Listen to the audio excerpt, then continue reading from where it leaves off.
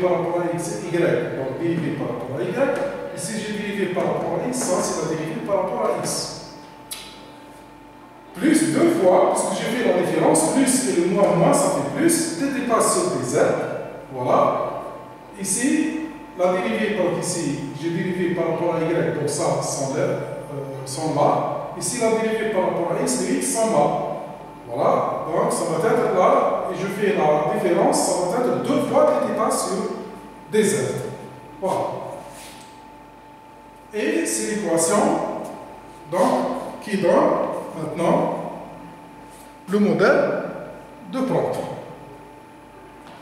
En substituant la définition de la fonction des contraintes dans l'équation ci-dessus, voilà, on obtient la condition nécessaire sur la fonction des contraintes pour représenter la solution au problème de torsion des poutres droites. En effet, si je remplace ici, à savoir le sigma zx par dérivée du phi par rapport à x, voilà, par rapport à ici y, et sigma zy, c'est la dérivée, moins dérivée par rapport à x, le phi, et ce qui donne ici un Laplacien, ce qui est entre parenthèses, un Laplacien de phi, voilà, et je multiplie g ici, 2 dépasse sur dz, je transforme dans l'autre côté, ça va être moins 2g 2 dépasse sur dz. Voilà donc le problème aux limites de M. Prandtl, c'est Laplacien de phi égale moins 2g dθ sur dz. dθ sur dz, c'est la constante phi. Donc c'est égal à une constante. Et le problème maintenant de torsion des poutres avec la formulation de Prandtl, avec le modèle de Prandtl, donc l'équation physique-mathématique de Poisson. Donc le modèle de la fonction de gauchissement vient de Bailly-Cervenant. Le modèle de déplacement, c'est l'équation de Laplace, aboutir à l'équation de Laplace, alors que pour le modèle de Prandtl, il donne l'équation de Poisson. Laplacien de phi n'est pas égal à 0, mais qui est égal à une constante. Voilà. Cette constante dépend de module de torsion. dθ sur dz, voilà, c'est l'angle de torsion créé par le moment de torsion. C'est une équation aux dérivées partielles régissant le champ des contraintes, parce que phi, sont des contraintes. Donc c'est la solution en contrainte. À l'intérieur du domaine de la section. La résolution de cette équation nécessite les conditions à la frontière, bien sûr, de la section comme limite du domaine. En effet, d'après les expressions des conditions limites, traduisant l'équilibre mécanique à la surface maintenant. Cette équation traduit l'équilibre mécanique donc à l'intérieur. Maintenant, à la surface, voilà, l'équilibre mécanique doit être aussi vérifié à la surface extérieure du milieu continu. Et l'équilibre mécanique, voilà les équations d'équilibre à la surface, des points à l'extérieur. Voilà. Ce qui donne la première équation donne 0 égale 0. Voilà. Sigma xx et sigma yy sont tous deux nuls. Et le lz égale à nul. Donc, égale à 0. Donc, l'équation donne 0 égale 0. La deuxième, sigma xy et y sont nuls. Et ici, c'est nz qui est nul. Et donc, finalement, c'est tout ces 0 portés à 0. Donc, 0 égale 0. La troisième, le nz égale 0, ça reste uniquement ces deux quantités-là comme condition donc, à vérifier. Exprimons les composantes du vecteur unitaire x et y maintenant à la surface en fonction des coordonnées curviligne, décrivant le contour de cette surface extérieure. Voilà la coordonnée curviligne S, la forme, c'est-à-dire la forme de la section. J'ai présenté la moitié de la section.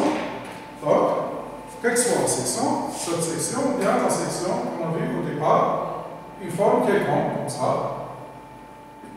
Voilà. Et donc, voilà le contour extérieur, S. Tout ça, c'est le S. Voilà. Et si je prends ici un élément ds, ça va être la normale à la surface extérieure et à la limite du corps. Voilà la normale. Et ça, c'est la tangentielle, c'est la tangente, c'est-à-dire le vecteur unitaire de la trajectoire ds, de S. Voilà, c'est le vecteur unitaire. Voilà les deux vecteurs unitaires, normal et tangentiel, qui forment un nouveau repère par rapport au repère initial de X et Y, donc en chaque temps. Comme on a vu en MMC, il y a ce qu'on appelle le changement de repère. Donc nous avons vu avec la théorie du tenseur, et donc nous avons la transformation, voilà, de l'ancien repère vers le nouveau repère. Donc la normale est tangentielle. C'est le nouveau repère qui est égal à la matrice de rotation, ou bien la matrice de transformation. Voilà, ça c'est l'angle alpha. Donc c'est cosinus alpha, sinus alpha, moins sinus alpha, et cos alpha, c'est la matrice de rotation. Et ça c'est Lx, Ex ou bien Ex, voilà, et Ey. Ça, c'est la matrice de transformation T. Voilà. Donc, de l'ancien repère, la transformation vers le nouveau repère. Et donc, L, c'est égal à cos alpha Ex plus sinus alpha Ey. Voilà le vecteur L. Donc, le Lx, ici, est égal à Lx, Ex, plus Ly, Ey. Le but, c'est de déterminer ces quantités-là pour, à condition, aux limites, on a besoin de ces deux quantités et doivent être exprimées en fonction de la trajectoire curviligne S. Voilà. Maintenant, le T égale moins sinus alpha Ex plus cosinus alpha Ey. Maintenant, la définition vectorielle de l'élément de trajectoire, voilà, de la courbe curviligne. ds, c'est quoi? C'est le module ds fois la tangente, fois le vecteur unitaire tangente. Et ça, la définition dans le repère, le nouveau repère, le repère nt, et dans le repère cartésien Ex, Ey, voilà, le ds, c'est quoi? Le ds possède deux composantes, dx, dy. Donc le ds, il a deux composantes, dx plus dy. Donc dx, Ex plus dy, Ey. Voilà la définition de ds dans les deux repères. Le repère nt et ça dans le repère Ex, Ey. Donc, le t égale à quoi maintenant? D'après cette définition, j'utilise toute l'équation par ds et par identification maintenant, ça va être ici dx sur ds, ici dy sur ds. J'identifie maintenant les deux expressions, le t avec le t, donné par la transformation, ici donné par la trajectoire curviligne, bien par la courbe curviligne. Et donc, c'est égal à moins sinus alpha, Ex plus cosinus alpha, Ey. Je fais donc, voilà, l'identification de ces deux expressions, d'où je tire le cosinus alpha, c'est dy sur ds, et le sinus alpha est moins dy sur ds. Maintenant, je passe maintenant pour les composantes Lx, Ly, voilà, exigées pour l'application de la condition aux limites. Le L, c'est quoi? Cos alpha, sinus alpha. Voilà les composantes Lx, Ly. Et le cos alpha, c'est, d'après la définition de la trajectoire curviligne, c'est dy sur ds, en fonction de la trajectoire. Et ici, le sinus alpha, c'est moins dy sur ds d'après la trajectoire curviligne. Et donc, voilà, c'est Lx Ex plus Ly Ey. Voilà la normale, la définition. Donc, maintenant, je prends Lx, c'est dy sur ds, en fonction de la trajectoire, et Ly, c'est moins dy sur ds d'après la définition de la trajectoire. Je porte ces quantités dans l'équation de l'équilibre mécanique, donc suivant l'axe Z. Voilà. Et voilà l'équation maintenant en fonction de la trajectoire curviligne et en fonction de la fonction de pente phi.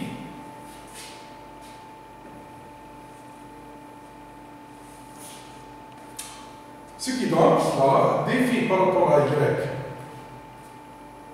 fois dy sur ds, Lx, c'est dy sur ds.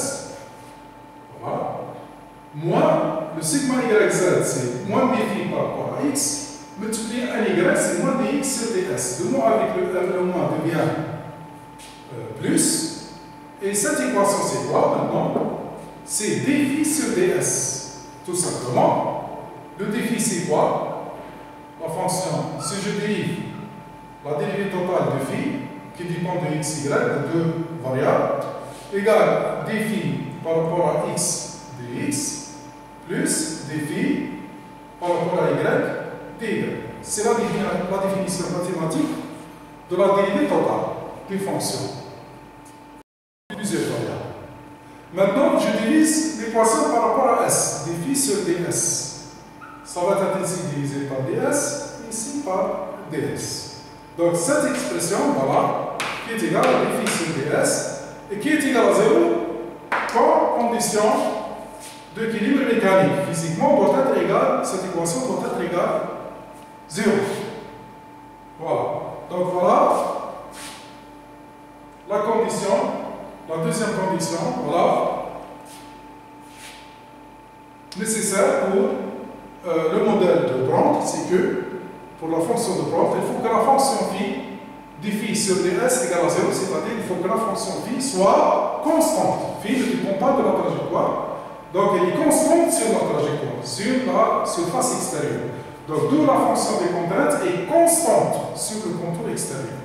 Parce que sa dérivée par rapport au contour S extérieur, la forme de la poutre, et donc est constante. Phi constante sur la forme de la poutre, sur le contour extérieur S. Voilà ce qui rend la méthode excellente, efficace pour la résolution du problème de torsion.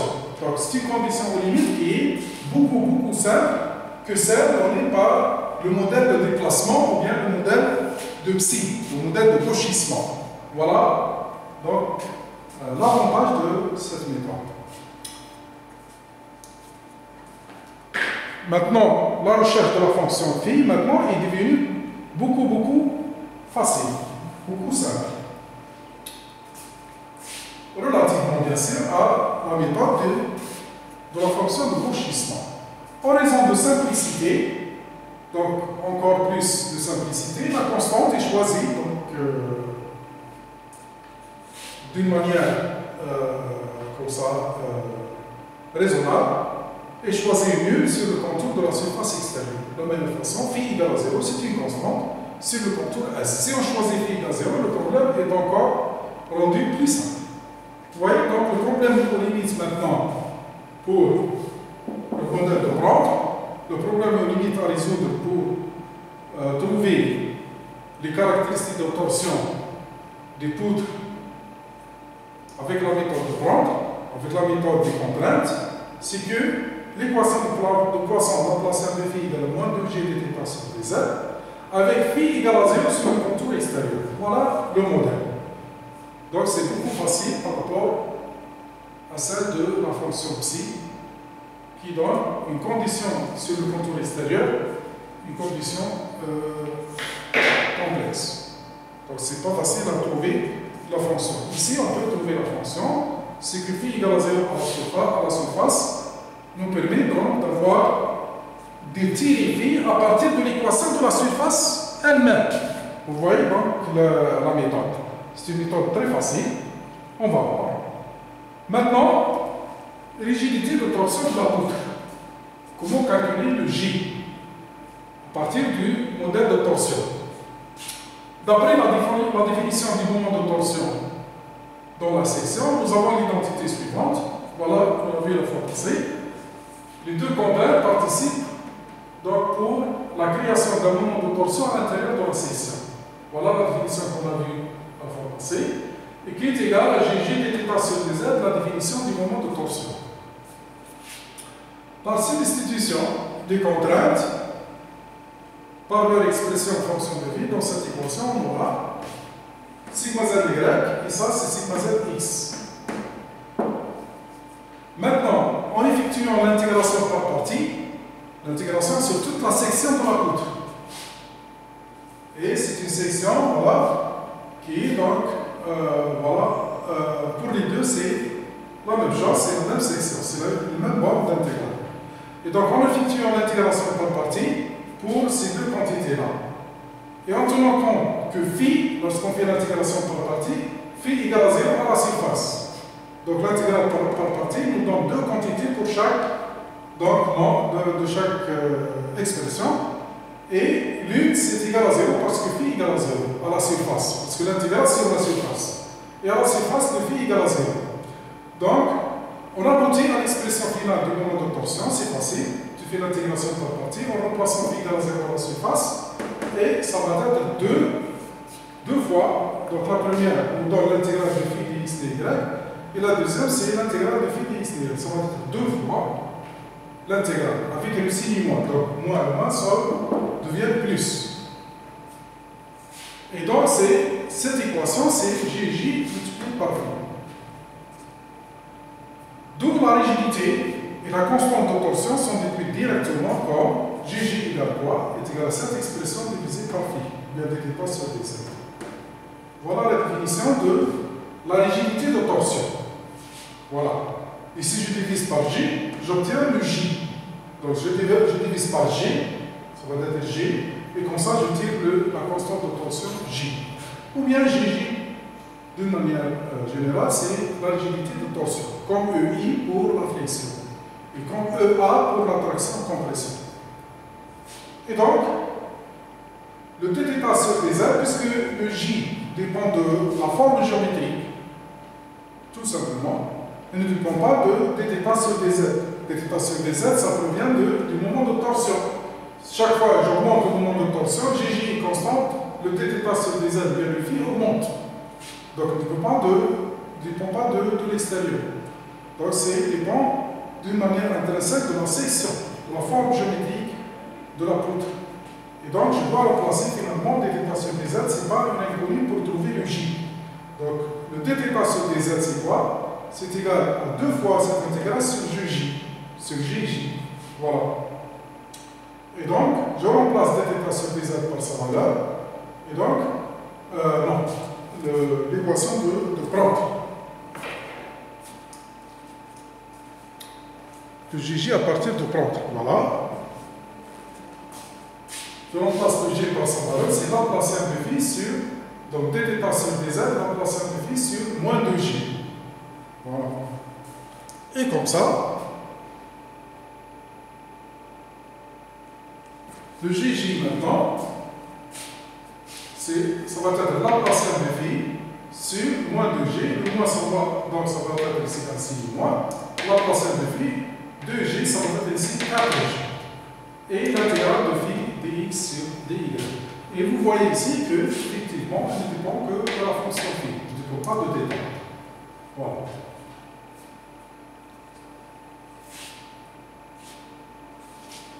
Donc, une fois trouvé le phi, je passe calculer le J ou bien le Gj, et je passe calculer les contraintes, c'est la dérivée du phi. Je dérive la fonction phi pour trouver les champs de contraintes. Et par la suite, le champ de déplacement. Voilà la théorie de Prandtl. Voilà.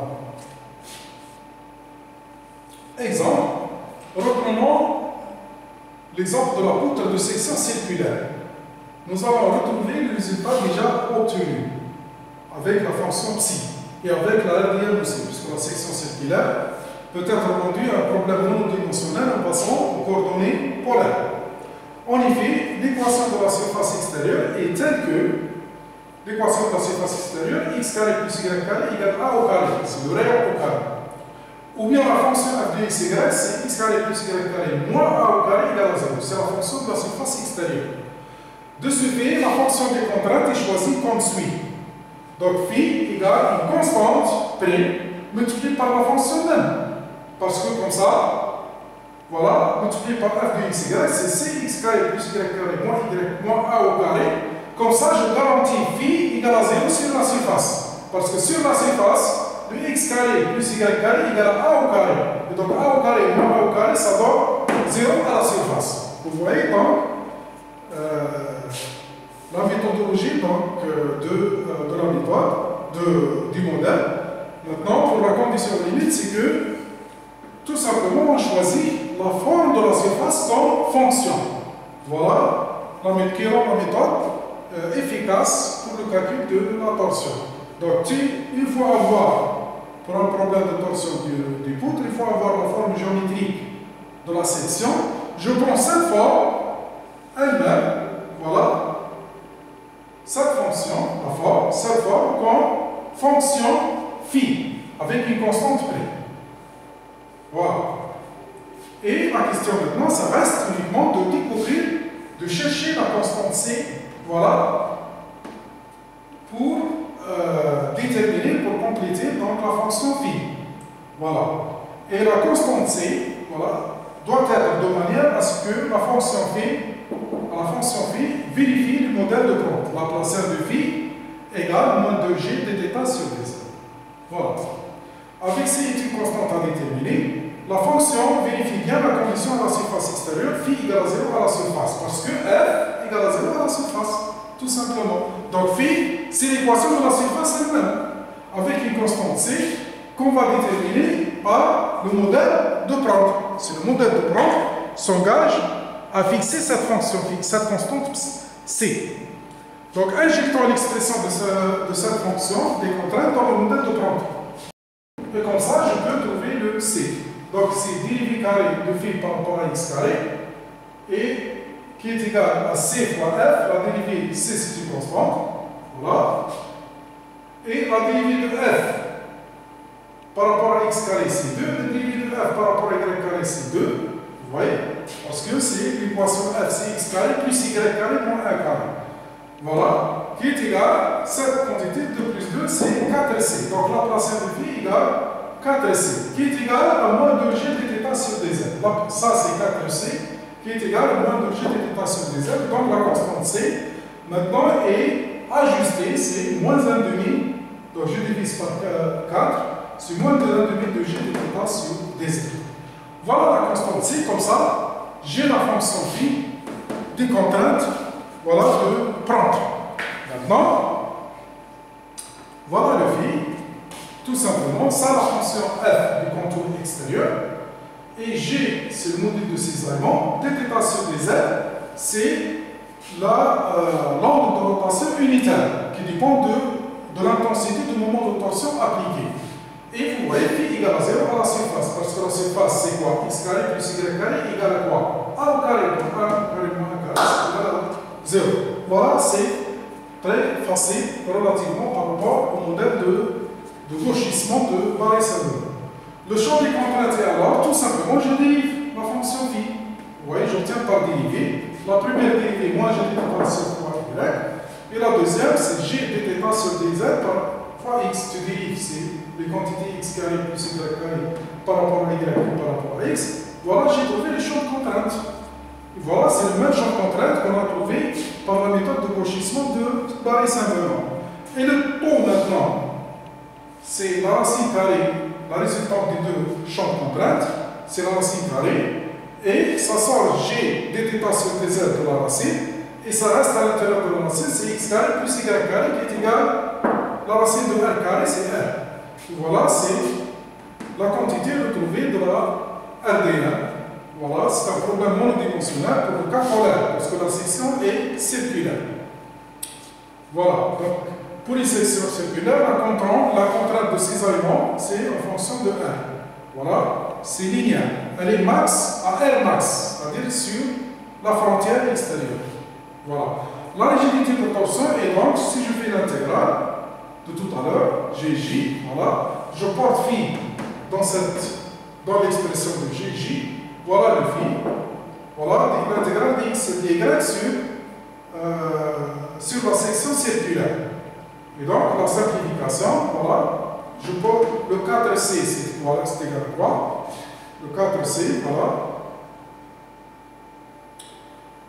Voilà le c, c'est égal à moins 1,5 de g dθ sur dz. Voilà. Ou bien la Laplacienne de phi qui est égale à 4c directement. Voilà, c'est C, donc c'est égal à quoi? C, x carré plus y carré moins 1 au carré, dx dy. Le phi est égal à quoi? Je porte phi par sa valeur ici, je replace le phi par sa valeur. Voilà, dans l'expression. Voilà. Avec le phi ici, c'est égal à C, voilà, d'après la définition, on a dit c'est C fois F. Le F, c'est le contour extérieur. Et donc, je simplifie le C par sa valeur, donc je simplifie le C, donc des deux côtés, et ça va être donc l'intégrale de x carré plus y carré moins a au carré dx dy sur la surface. Voilà. Et en passant donc aux coordonnées polaires, et x carré plus y carré dx dy, c'est quoi? C'est la définition de izz de la section. Et moins a au carré dx dy, l'intégrale dx dy, c'est la section, qui est égale à moins g, le izz pd4 sur 32, moins a au carré, la section pd carré sur 4. Ce qui donne, finalement, le JJ maintenant, je simplifie, le diamètre c'est quoi? Le A c'est D sur 2, et voilà finalement qui est égal à G, PD4 sur 32. Donc le J égale PD4 sur 32, qui est égal à IZZ. Donc le GJ c'est le JIZZ, et donc le J c'est le IZZ. C'est le résultat trouvé par la méthode de gauchissement et celle de la RDM aussi, en utilisant la méthode monodimensionnelle. Donc avec le modèle de Brandt 2D, on a retrouvé l'expression de J qui est égale à IZZ comparée avec la méthode de gauchissement en 2D et comparée avec la méthode de la RD1 avec la méthode 1D polaire. Donc le champ de déplacement axial ou le gauchissement est la solution du système d'équation comme suit. Voilà. Comme ça, je peux tirer ici le gauchissement, c'est-à-dire je tire W. Parce que le psi, le gauchissement, égale W fois la constante phi. Déplacement, la rotation unitaire. Donc il faut déterminer W, donc c'est déterminer la fonction de gauchissement. D'après la définition qu'on a vue, les équations de la loi donnant les déplacements en fonction des contraintes qu'on a vu tout à l'heure. Voilà. L'équation de la relation contrainte-déformation. Voilà les deux contraintes en fonction de W, les déplacements et les déformations. Et je remplace sigma zx par sa valeur, voilà, et qui donne 0. Et si je remplace sigma zy, trouvé tout à l'heure par sa valeur, si je remplace, je trouve la même quantité et la différence me donne 0. C'est que W ne dépend ni de x ni de y. Les deux dérivés sont nuls. Vous voyez? Et donc, c'est une constante. Et cette constante, on va trouver que c'est 0, effectivement. Donc, le déplacement axial ne dépend ni de x ni de y. C'est une constante sur toute la section. Sur l'axe de tension, au centre de la section, le point matériel n'effectue aucun déplacement. Et le gauchissement est donc nul. Donc, le U départ égale R départ. Et le W égale 0. Et donc, le phi psi, le W qui est égal à phi psi égale 0, donc psi égale à 0. Et la fonction de gauchissement est nulle, effectivement, comme on l'a utilisé avec le modèle de gauchissement. Le modèle de gauchissement, on a utilisé pour la section circulaire une fonction psi égale 0. Maintenant, psi est prouvé égal à 0 avec le modèle de Brandt. Effectivement, pour le cas circulaire, pour le cas de section circulaire, le psi effectivement égale 0. Je vous laisse donc pour la fois prochaine essayer pour le cas donc elliptique. Voilà. Pour le cas elliptique, maintenant, étudions le cas elliptique où l'équation de la surface extérieure, c'est ça. Et donc, le phi égale c fois la fonction f. Et la fonction f, c'est quoi? C'est l'équation de l'ellipse. Voilà, qui est égale à 0. Donc, effectivement, phi égale à 0 à la surface. Parce que cette quantité égale 1, 1 moins 1, c'est 0, qui est égal donc la fonction phi à la surface. Voilà. Substituons donc l'expression de cette fonction de contrainte dans le modèle de Brandt. Voilà le modèle de Brandt. Et voilà la constante c. Tu dérives cette fonction, donc l'expression de Laplacienne. Voilà la constante c. Voilà donc, finalement, je trouve la fonction phi c. Voilà la constante c. Et multiplié par f de x égale. Tu utilises cette fonction pour résoudre le modèle de Brandt. Ça va être pour la fois prochaine, Inch'Allah, pour déterminer toutes les caractéristiques, voilà, pour déterminer toutes les caractéristiques de la fonction de prendre. Voilà. Donc, ça va être pour la fois prochaine. Salam alaikum. Voilà.